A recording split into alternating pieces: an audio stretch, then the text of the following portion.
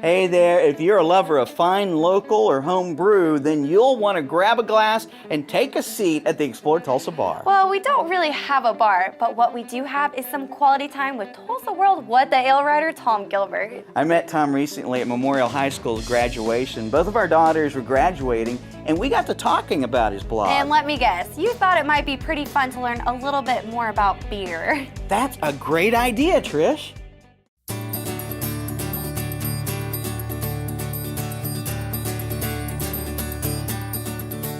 Some of the moments that I remember is just going from one extreme to the other. You can go to a fire where a family's lost everything, and then go to a black tie dinner where people are raising millions of dollars, and you see the the differences of that. This is Tulsa. Tulsa's that way. I mean, you can go from one block to the next and have two extremes, of wealth or what have you. It's just Tulsa's a great, diverse community, and I think that's what's made it fun for me. I mean, every day is something different, and there's not really one thing that just blows me away. I mean, I've shot lots of photos, I've won awards. It's just, I think, getting those shots is what's the fun part.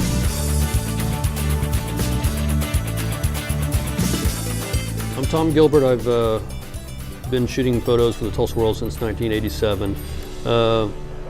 Journalism really sort of found me. I went to school, actually I traveled to Saudi Arabia when I was younger, and that sort of started a few things in my life. I started shooting photos there because I was in a foreign country, and it was, I wanted to capture experience. And then Saudi Arabia doesn't allow alcohol, so a lot of people that I was 13 at the time, so I wasn't doing anything, but I learned about brewing.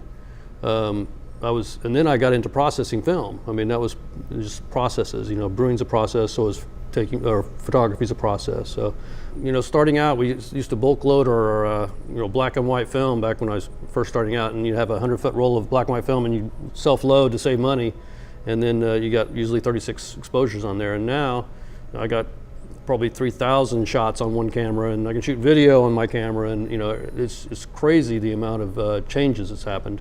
And then I went to school and found in journalism, it's like, oh, this is pretty easy, this is sort of fun. I can go to all these events and everybody's having a good time, and I get to go for free. So it sort of worked out.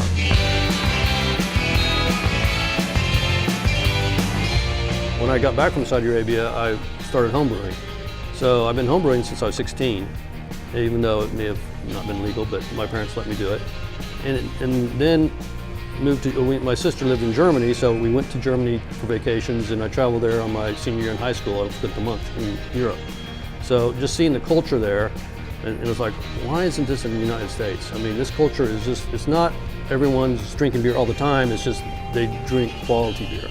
And they drink it at lunch, and no one abuses it. So we're taught here that, we're slammed with advertising, say drink, drink, drink. Well, it's not about that, it's about the quality. And that's what I like about Oklahoma is real craftsmen are brewing these beers here. And Oklahoma's really thrived in the brewing industry because now we have 12, 15 breweries in the state. And some are smaller, some are larger, but we need to embrace that, I think, because it's a craft industry.